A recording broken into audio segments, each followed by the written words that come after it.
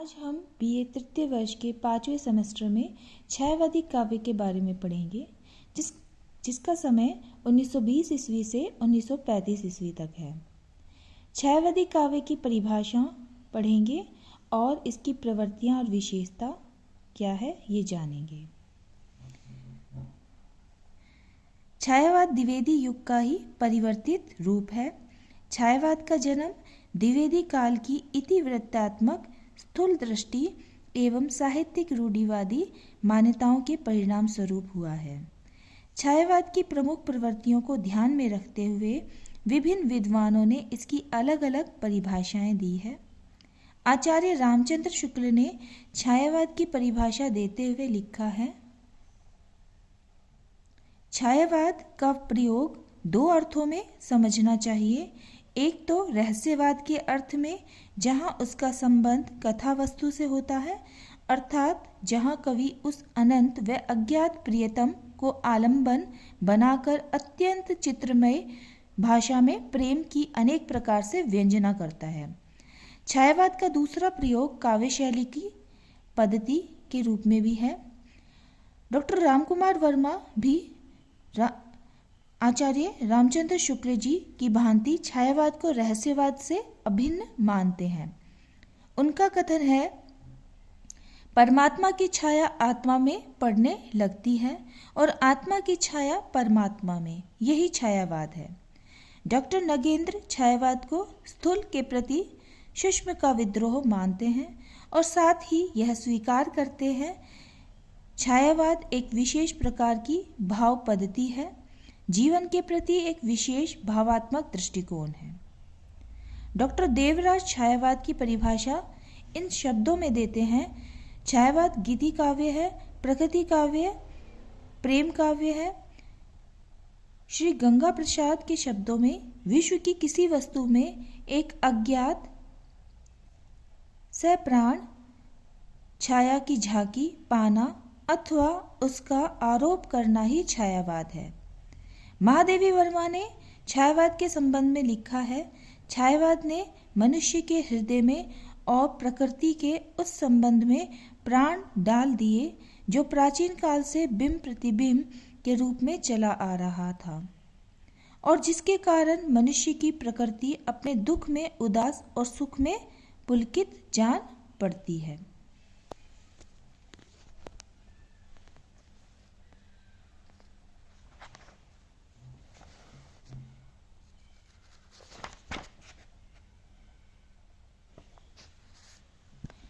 दी गई परिभाषाओं के आधार पर कहा जा सकता है कि छायावाद वह काव्य है जिसमें आत्मानुभूति, व्यंजक प्रवृत्ति, बंधनों से मुक्त और शास्त्रीयता से विद्रोह की प्रवृत्ति तथा काव्य के शिल्प में नवीनता का आग्रह हो। इसके अतिरिक्त रहस्य की तथा दुखवाद की नई प्रवृत्तियों का समावेश हो। अतः कुल मिलाकर छायावाद का भाव भंडार बहुमुखी प्रवृत्तियों, व्यक्तिक आत्मानुभूति और चिंतन की एक नई परंपरा से परिपूर्ण है। अब हम ये पढ़ेंगे कि इस छायावाद के कवि कौन कौन हैं। जयशंकर प्रसाद, सुमित्रा नंदन पंत, महादेवी वर्मा, सूर्यकांत त्रिपाठी निराला, डॉक्टर रामकुमार वर्मा, सुभद्रा कुमारी चौहान, रामेश्वर शुक्ल, अंचल, नरेंद्र शर्मा आदि प्रमुख छायावाद कवि हैं। अब इसकी प्रवृत्तियां कौन कौन सी हैं ये हम जानेंगे। विभिन्न विद्वानों की परिभाषाओं के विवेचन के आधार पर छायावाद की निम्नलिखित प्रवृत्तियां सामने आती है। पहला है रहस्यात्मक भावना। छायावादी कवियों ने जीवन और जगत के प्रति रहस्यात्मक दृष्टिकोण और पदार्थों के प्रति विस्मय, कौतूहल एवं अपरिचय का भाव प्रकट किया है। रहस्यात्मक एक कौतूहल दृष्टि के कारण ही उन्हें रहस्यवादी कवि भी कहा गया है। छायावादी रहस्यात्मक भावना का एक उदाहरण भी देखिए। हे अनंत रमणीय कौन तुम, यह मैं कैसे कह सकता, कैसे हो क्या हो, इसका तो भार विचार न सह सकता। दूसरा है वेदना और करुणा। दूसरा क्या है पॉइंट है? वेदना और करुणा। छायावादी काव्य की दुख और वेदना एक प्रमुख प्रवृत्ति है। महादेवी वर्मा के काव्य में वेदना का मार्मिक चित्रण हुआ है। निराला ने जीवन संघर्षों की पीड़ा को व्यक्त किया है। सुमित्रानंद पंत भी अपनी वेदना व्यक्त करने में पीछे नहीं है। महादेवी तो अपने प्रियतम को पीड़ा एवं वेदना में ढूंढती दिखाई देती है। तुमको पीड़ा में ढूंढा, तुम में ढूंढूंगी पीड़ा। तुमको पीड़ा में ढूंढा, तुम में ढूंढूंगी पीड़ा। तीसरा हमारा पॉइंट है व्यक्तिकता। तीसरा क्या है? व्यक्तिकता। व्यक्तिकता से अभिप्राय व्यक्तिवाद की प्रधानता से है। छायावादी कवियों ने काव्य में अपने व्यक्तित्व का प्रदर्शन किया है। उन्होंने अपने व्यक्तिगत सुख दुख का खुलकर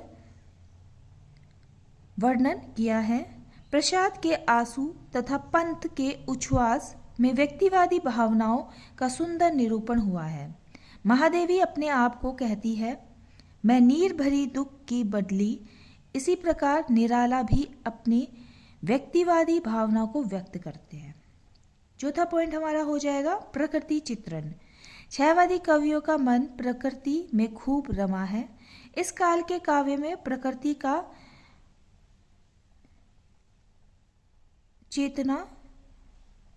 प्रकृति पर चेतना का आरोप किया हुआ है। इसके लिए कवियों ने मानवीकरण अलंकार का प्रयोग किया है। प्रसाद, पंत, निराला ने प्रकृति को नारी के रूप में चित्रित किया है। ऐसा वर्णन निराला की जूही की कली में से निकलता है, मिलता भी है। प्रकृति के आलंबन, उद्दीपन, मानवीकरण, दूती, रहस्यवादी आदि न जाने कितने कितने रूप इस काव्य में चित्रित हुए हैं। परंतु अपनी कविता छाया में छाया का चित्रण इस प्रकार से करता है। हाँ सखी आओ बाहें खोल हम, लगकर गले जुड़ा लें प्राण। फिर तुम तम मैं, फिर तुम तम में मैं, प्रियतम में हो जावे द्रुत अंतर्धान। पांचवा पॉइंट हमारा हो रहेगा नारी सौंदर्य एवं प्रेम का चित्रण।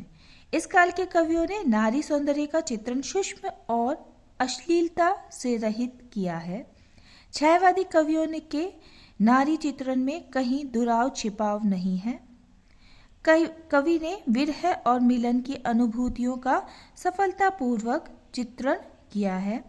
उनकी कविताओं में नारी के सौंदर्य चित्रण में स्थूलता या नग्नता नहीं बल्कि स्वाभाविकता है। प्रसाद ने नारी के सौंदर्य का चित्रण करते हुए लिखा भी है, नील परिधान बीच सुकुमार, खुल रहा मृदुल अध खुला अंग, खिला जो बिजली का फूल, मेघ बन बीच गुलाबी रंग।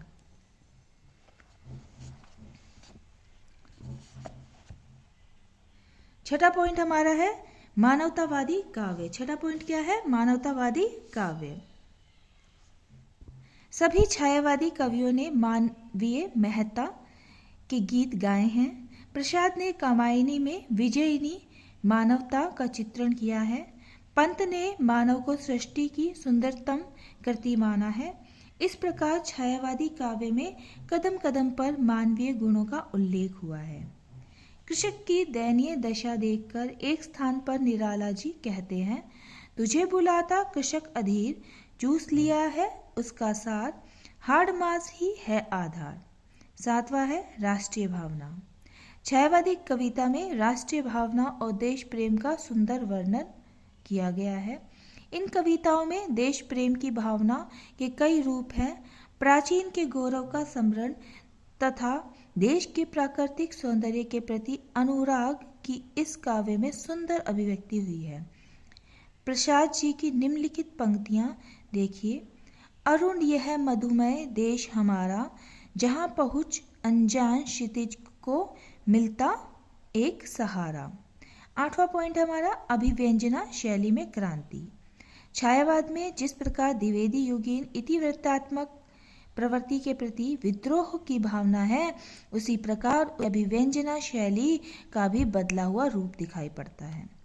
इन कवियों ने अपने भावों को प्रकट करने के लिए अभिधात्मक एवं वर्णन प्रधान शैली को न अपनाकर लाक्षणिक एवं प्रतीकात्मक शैली का प्रयोग किया है।